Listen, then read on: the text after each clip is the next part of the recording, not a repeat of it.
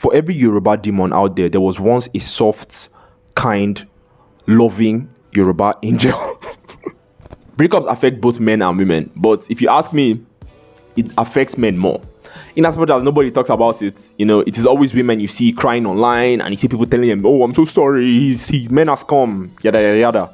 It's always like that. But the reality is, in general, average men go through more heartbreaks than average women, and I will tell you the two reasons why. The first reason is average men have way less options than average women. Way less. So when an average man finds a girl who he thinks likes him, that he likes as well, he goes all in. Like, he goes all in, he falls in love and everything. He gives his 100% to that lady. But in general, women don't fall in love that easy, first of all. And two, they don't give their all that easily because of hypergamy. They always believe, especially the younger they are, that there is a better option out there for them. So why 100% commit your emotions to this guy when there's probably going to be a better guy you see tomorrow? So it is easier for women to be in a relationship, but also have it at the back of their mind that once a better option comes around, if you're not super emotionally attached to this option, you can simply move on. And the second reason is, if a woman is heartbroken or she goes through some type of trauma in her relationship, she always has her friend group to go back to, right? She goes back to them, she vents, they comfort her, they insult the dude, and she has that emotional support from her friends. But for most men, they wouldn't want to be super vulnerable with their friend group because that's just not how we roll, you understand? That's not how we do things, right? So it is going to be a little bit more difficult for that man to heal because he has almost no support. Now, I'm not saying if men are having emotional issues, they should be crying all over the place, right? But still, as a man, you want to have a foundational, like a friend group that you can go, like that you can talk to whenever things are bad, right? It will help you move on from hard times better. You don't have to be crying or anything, but it's good to know that you have a place to vent when you have issues. The first step to dealing with heartbreak as a man is accept the pain, but don't dwell in it. There's something I always say about depression, right? Depression is real. It's real. And it usually happens when multiple bad, or should I say multiple sad events have happened in your life. It could be physically or it could be here, right? But multiple of those events are reoccurring simultaneously, and you end up going from sad to depressed, right? It's a real thing. But at the same time, it is something that you should understand whenever, like when you're in that situation, you should understand that, okay, I am depressed right now, right? But at the same time, you're not dwelling in that depression. I don't know if that makes any sense. It's like when you're feeling like symptoms of depression, you tell yourself, oh wow, I think I am depressed right now, right? But eventually, when those symptoms ease off, because they will ease off, you cannot be as sad as you were 7 days in a row. There will be days when you feel better, and there will be other days that you feel worse, right? You need to embrace whatever comes with those days. Like, if you're feeling better today, don't tell yourself, oh my God, I'm depressed. No, say, wow, I feel a little bit better today.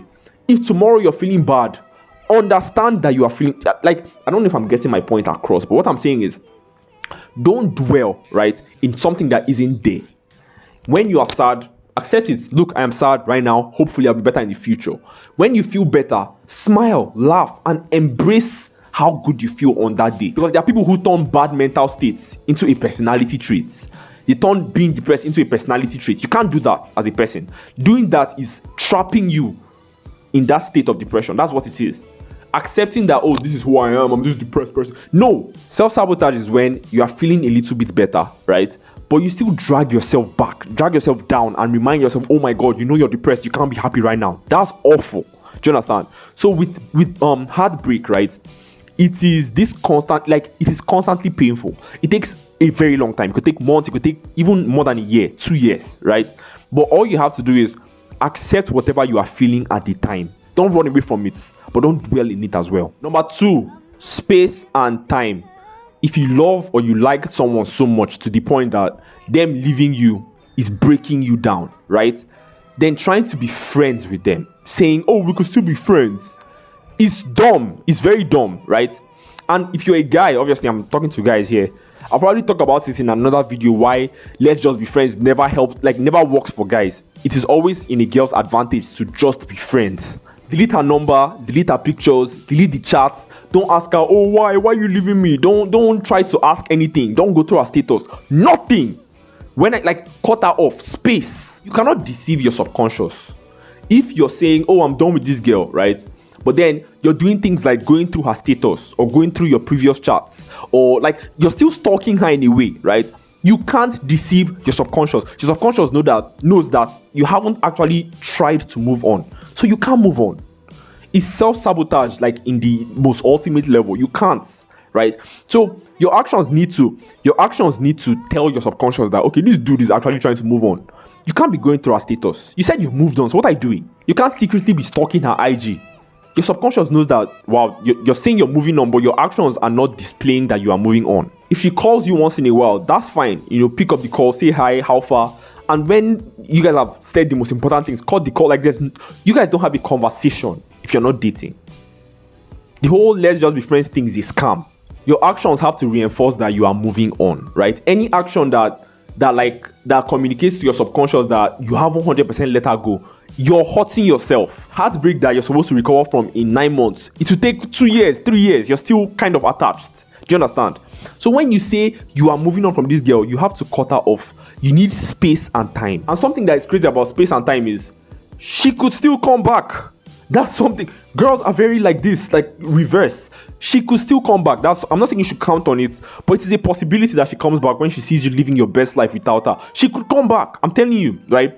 So with giving yourself time, make sure you give yourself a long enough timeline. You could tell yourself, in 2 years, I'll be fine. I'm saying very long because when you say, highest in 1 month, I don't move on from this girl. If in 1 month you haven't moved on, right? It makes you it makes you more sad than you would have been if you didn't give yourself any ultimatum at all. So if you're going to give yourself an ultimatum, give yourself something like 3 years. In 3 years, I'll be fine. Do you understand? So if in 2 weeks you're not feeling better, you understand that the aim is 3 years. If in 2 months you're not feeling better, the aim is 3 years. As long as your actions, right, are communicating to your subconscious that you're not going back to this girl, eventually, no matter how long it takes, you are going to move on from her and you're going to feel better eventually. Number 3, understand female nature. The major reason why most men are heartbroken, most, not all, most, right, is they expect women to love them in the same way that they love women. And that is not the reality of dating. Men and women don't love in the same way. I don't know if I can't talk about it in this video. I don't want the video to be too long, but we don't love in the same way. I go catch one of these bike men, like, whatever.